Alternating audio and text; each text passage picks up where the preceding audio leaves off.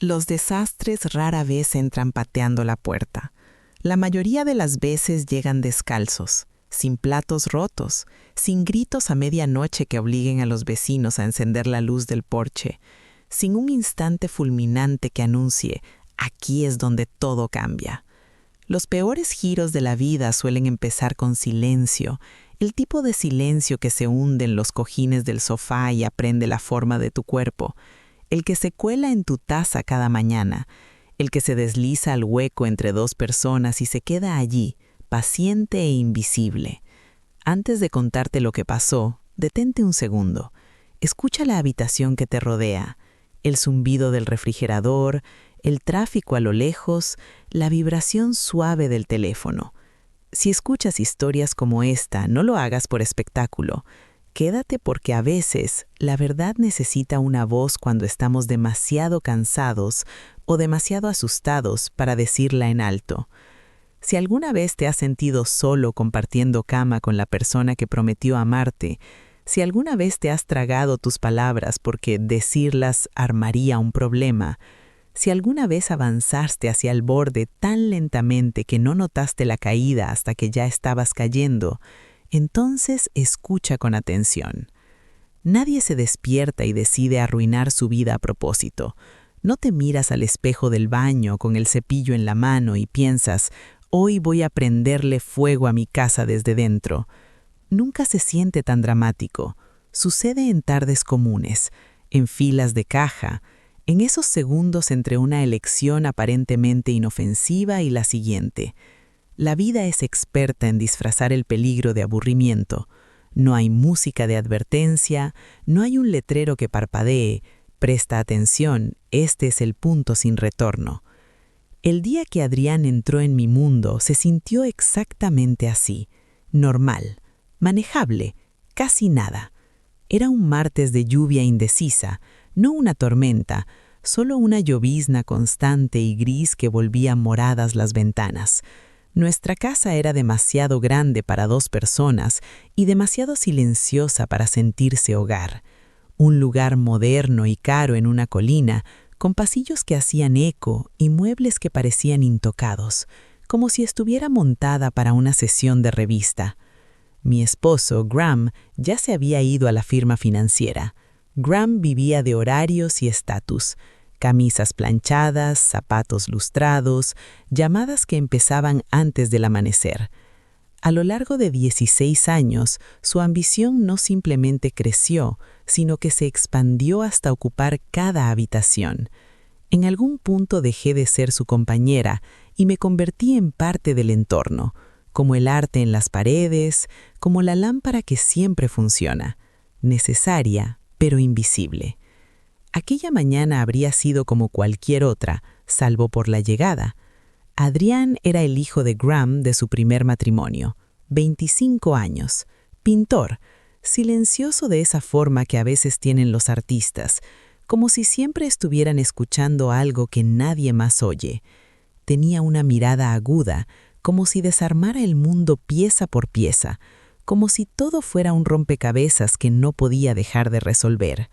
Venía a quedarse con nosotros porque su vida en la ciudad se había agrietado, una relación que se pudrió, un estudio que ya no podía pagar, un trato con una galería que se cayó justo cuando más lo necesitaba. No llegó con drama, sin discurso largo, sin rabia, solo una bolsa de viaje y un rostro cansado que parecía sin lugares a dónde ir. Graham me dio la noticia como decía todo, como si leyera un memorando. Adrián se mudará por un tiempo, dijo y ya estaba mirando el reloj. Suite de invitados, un par de meses. No dejes que altere tu rutina. Mi rutina. Como si mis días fueran una máquina delicada. Y así el aire de la casa cambió. No con ruido, no de golpe, sino de manera sutil, como si alguien hubiera abierto una puerta al fondo y el frío empezara a arrastrarse lentamente hacia adentro. Al principio todo entre Adrián y yo fue rígido y excesivamente cuidadoso. Nos movíamos como desconocidos compartiendo una escalera. Asentíamos con educación, ocupábamos el mismo espacio sin compartir nada real. Buenos días. Hola. ¿Necesitas algo del súper? No, gracias. Levantamos límites con buenos modales. Yo me quedaba en mi lado de la casa, él en su lado. Ninguno tuvo que decir la regla en voz alta porque ambos la entendíamos. La distancia es seguridad. Me repetía que estaba bien, me repetía que era algo temporal, me repetía que no sentía nada. Esa fue la primera mentira. El cambio ocurrió un jueves. Yo estaba en el dormitorio preparándome para una cena benéfica a la que Graham insistía que fuéramos. Una de esas donde todos sonríen demasiado y nadie dice lo que realmente piensa. Me había puesto un vestido negro, elegante por delante e imposible por detrás. El broche de mi collar, cadena fina, gancho minúsculo, se negaba a enganchar. Tenía los brazos arriba, los hombros ardiendo, la paciencia quebrándose. Me miré al espejo intentando no llorar por algo tan pequeño y odiándome por lo familiar que se sentía. Batallar en silencio en una habitación preciosa, intentando que todo pareciera fácil. No escuché pasos hasta que una voz habló a mi espalda. ¿Quieres que te ayude? Suave, cerca. Me giré demasiado rápido, sujetando el escote del vestido como si me hubieran sorprendido haciendo algo indebido. Adrián estaba en el umbral, con un cuaderno bajo el alma, los ojos muy abiertos, como si hubiera entrado a la escena equivocada. Por unos segundos el mundo entero contuvo el aliento. No me miraba como madrastra, no me miraba como un accesorio de la vida de su padre, me miraba como a una persona. Se le encendieron las mejillas, bajó la vista inmediatamente hacia el piso. «Perdón», dijo deprisa, retrocediendo. «No sabía que estabas...» Creí que el cuarto estaba vacío. La puerta se cerró con un clic. No fue nada. Un malentendido, un momento inofensivo. Pero mi corazón no estuvo de acuerdo. Golpeaba como si hubiera esperado años a que alguien lo notara. Y desde esa tarde, la casa ya no se sintió tan amplia. Se sintió llena, de conciencia. Empecé a notar a Adrián de maneras que no quería notar a nadie.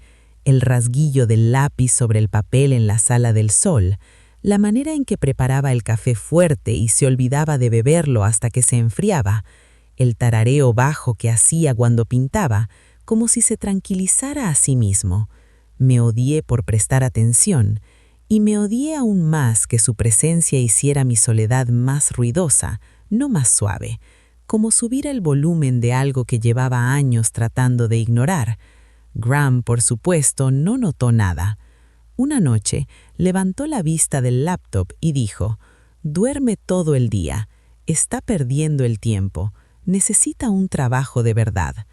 «No está perdiendo el tiempo», me escuché responder. «Es observador. De verdad escucha». Graham soltó una risa corta, sin humor. «Escuchar no paga la luz, Nora». Ese era Graham, siempre traduciendo el valor humano a números. Adrián no era así. Adrián medía la vida en momentos, detalles pequeños que la mayoría pisa sin mirar. Una semana después, una tormenta tumbó la electricidad. Graham se quedó atrapado en el centro enviando mensajes cortos que sonaban como notificaciones de calendario. La reunión se alargó, malas rutas, me quedo en la ciudad. La casa quedó oscura y silenciosa, una oscuridad que hace que un lugar se sienta desconocido aunque conozcas cada rincón. Encontré a Adrián en la cocina, encendiendo velas con una calma que hacía parecer que el apagón había sido planeado. Las velas proyectaban sombras suaves sobre el mármol y la cocina costosa se volvió algo más antiguo, más cálido. Me senté en la isla. Él acercó una vela para que pudiera ver su cara. «Te dejas sola bastante», dijo Adrián.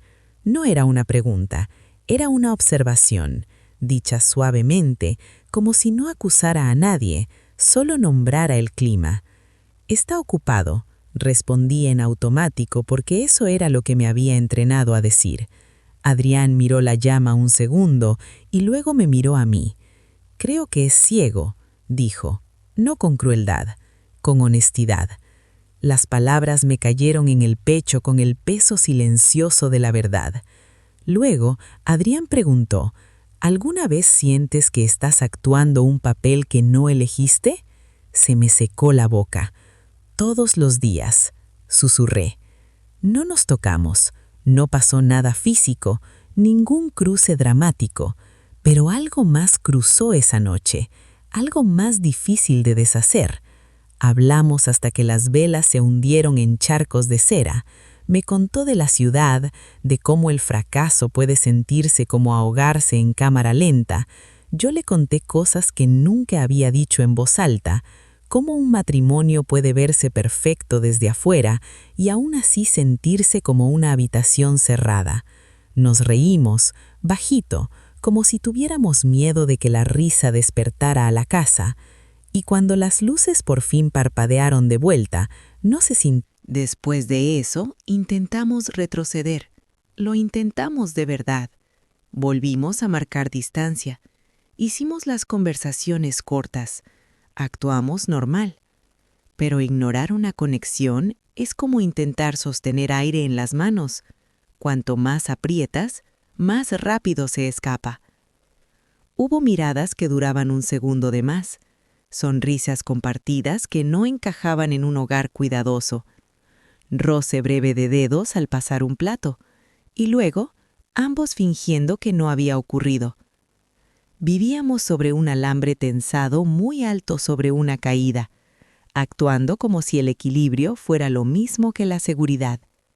Y entonces, el final llegó como llegan muchos finales ahora. No con una confesión, con una pantalla. Dejé mi tableta en la encimera de la cocina mientras me apartaba para contestar una llamada. Al volver, Graham estaba allí, sosteniéndola, completamente inmóvil.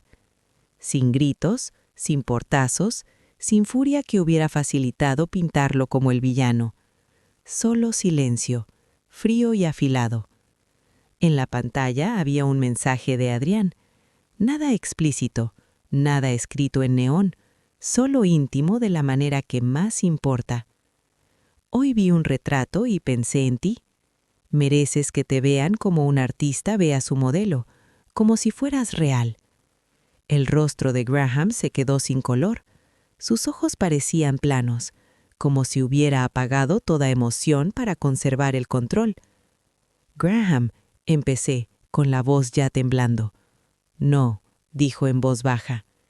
Una sola palabra, delgada como una cuchilla. Siéntate. Lo hice. No me preguntó si había pasado algo físico. No exigió detalles. Graham no necesitaba una confesión. Necesitaba confirmación. Trabajaba con contratos y consecuencias. La evidencia bastaba. ¿Desde cuándo?, preguntó. Intenté. No es lo que crees. Me miró como si le hubiera insultado la inteligencia. Es exactamente lo que creo, dijo. Puedo pagar a los empleados para que sean leales, Nora. No pensé que tendría que comprar la lealtad en casa. En ese momento se abrió la puerta trasera, entrando una ráfaga de lluvia y el sonido de Adrián sacudiéndose la chaqueta. Se detuvo apenas vio a Graham con la tableta. Vio mi cara, mojada de lágrimas que ni siquiera recordaba haber derramado. Lo entendió al instante. Graham se giró hacia su hijo. No levantó la voz. Eso fue lo más aterrador. «Haz tu maleta», dijo, señalando el pasillo. 10 minutos. Después de eso, se acabó. Se acabó conmigo. «Papá, por favor», dijo, Adrián dando un paso. «Escúchame». «Ahora no soy tu padre», respondió Graham, tan calmado como un juez. «Soy el dueño de esta casa, y ya no eres bienvenido». Adrián me miró una sola vez, indefenso y avergonzado. Yo no pude hablar. La vergüenza pesa, aplasta el aire de los pulmones hasta que no te queda más que parpadear y arrepentir. Adrián subió. Minutos después bajó con una bolsa al hombro y el cabello húmero, por la puerta entreabierta. No miró atrás al irse. Cuando la puerta se cerró, no se azotó. Hizo clic, pequeño, definitivo, silencioso. Las consecuencias fueron totales. Graham no pidió el divorcio de inmediato.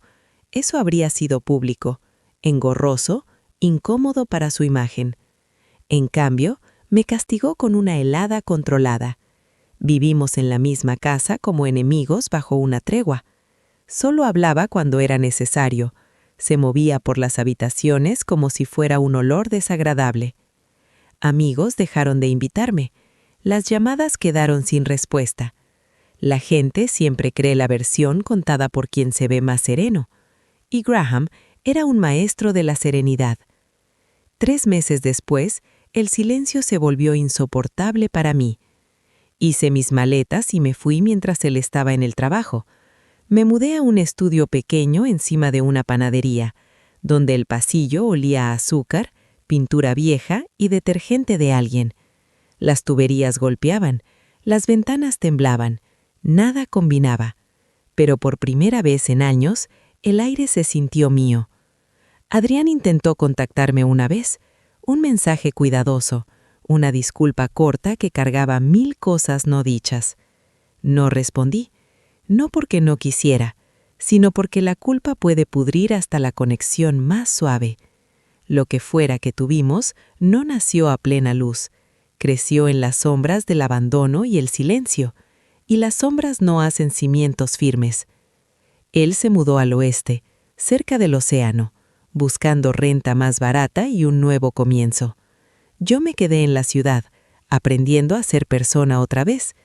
Encontré trabajo en un archivo público pequeño, estanterías silenciosas de registros y libros donados, un lugar donde las vidas se guardan en carpetas y nadie te exige ser algo más que presente.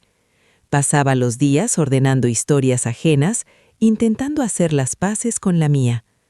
6 meses después de irme, Graham vino a mi apartamento.